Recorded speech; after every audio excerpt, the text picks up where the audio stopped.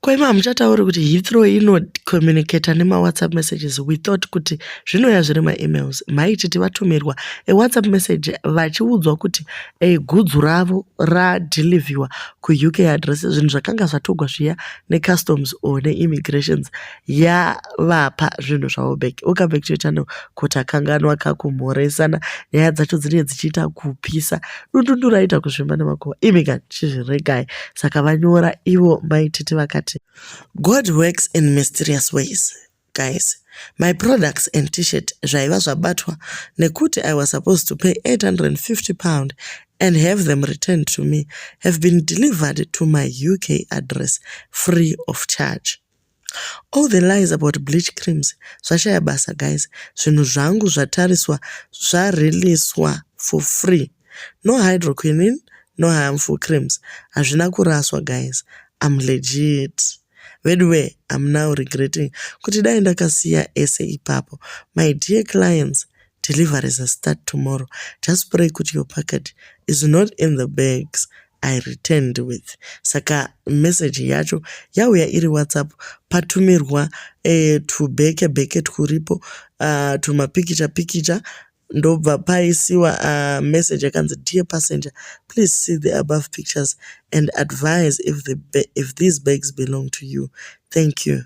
You can come collect your bags from LHR T4 arrivals and message us when you arrive. You do not need to pay to collect. Iwo ndobva vati aiwa ina handigone kuzocollecta.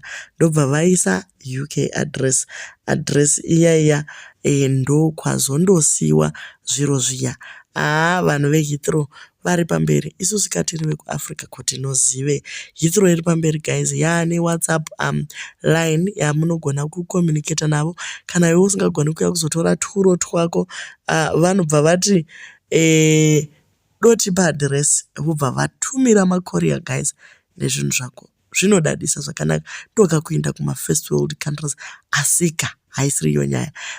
Vachema vanhu mastreets vakati hakuna zvakadaro. You are trying to divert our attention panyaya yekuti wakanyadziswa papikicha yako nemukuru wenyika. Do not divert our attention sekudaro. Uri kunyepa kusona mabhotoro nebackstage. Chii chakadaro chinenge ngozi? Hapana. Nekuti Heathrow inotumira an email yakanzi no reply. Ndo inoratidza kuti panechi ndo communication.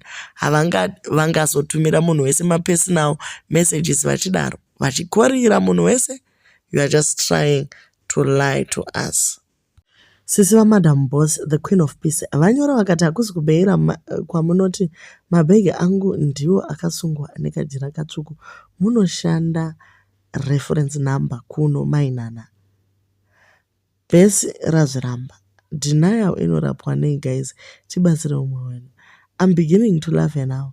I'm going to be #1 fan. She's so creative and think out of the box. Kutwitter uko vanhu vanenge vaswera vachitwitter avachiti unonyepa and you scam people. In less than 24 hours wobva wakonfirma wega kuti uri dhomo. Chii chakadaro. I raise my case. I refuse to disappoint my fans again. Sorry, guys, ndapfidza ndagumira pano. Ndi Queen of Peace vari kutaura izvozvo.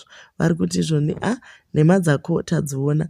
You are trying to create content. Tazviona kuti utori content creator zvokutodaro.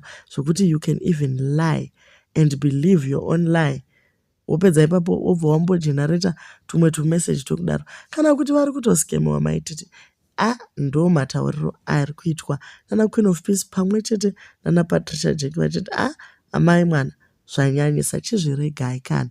Zvinhu zvakatotogwa ku UK. Iko zvino chasara it is doctoring the stamp paper passport yekuti izvoni handina kubhanwa 10 years. Zvisinei ma-content creator manyama vana maititi havapererwi. Do leave your comments on what you think. Kuti is this a real text here kana kuti musikana ari kutamba nesu.